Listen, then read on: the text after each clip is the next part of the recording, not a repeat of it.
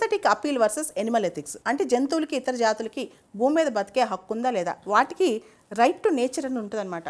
మానవుడు ఒక్కడే నిర్దేశించాలో ఎవరు బతకాలో ఎవరు బతకూడదో, ఏ నది ఉండాలో ఏ నది ఎండిపోవాలో, ఏ చెట్టు మొలవాలో ఏ చెట్టు మొలవకూడదో, ఏ జాతి అంటే కుక్కలు బతుకుండాలో పిల్లులు బతుకుండాలో మానవుడే నిర్ణయించాలా. మనం too much of anthropogenic point of వ్యూలో ఆలోచించట్లేదా? ఎందుకంటే మనిషికి భూమి మీద బతికే హక్కు ఎంత ఉందో ఒక కుక్కకి అంతే ఉంది, ఒక చెట్టు జాతికి అంతే ఉంది, ఒక పిల్లి జాతికి అంతే ఉంది కదా. కానీ మొరక్కో లాంటి దేశం లేదా కొన్ని దేశాలు అయితే కంప్లీట్గా కోతులను చంపేయడం. రీసెంట్గా కెన్యా దేశం కూడా 1,000,000 crores 10 లక్షల కాకుల్ని చంపాలని చెప్పి ప్లాన్ చేయడం. అదేవిధంగా మొరక్కో దేశం ఇప్పుడు అక్కడ ఫీఫా పెడుతున్నారని చెప్పి కుక్కల్ని చంపేస్తుంది, 30 లక్షల కుక్కల్ని చంపేయడానికి ప్లాన్ చేయడం. ఇది ఎంతవరకు కరెక్టు? దీని బదులు బెటర్ ఆల్టర్నేటివ్ మెథడ్స్ ఉన్నాయి కదా. అంటే వాటి వల్ల మనుషులు ఇబ్బంది పడకుండా ఆల్టర్నేటివ్ మెథడ్స్ చూడొచ్చు కదా. ఎందుకు ఈ విధంగా ఇన్ని లక్షల కుక్కల్ని చంపేస్తున్నారని చెప్పి ఎనిమల్ రైట్స్ యాక్టివిస్టులు ప్రశ్నిస్తున్నారనమాట. ఇక్కడ మనం అంబియన్స్ని కాపాడుకోవాలి, ఈస్థెటిక్ వాల్యూని కాపాడుకోవాలి. At the same time Animal rights కూడా చాలా ఇంపార్టెంట్ అనమాట.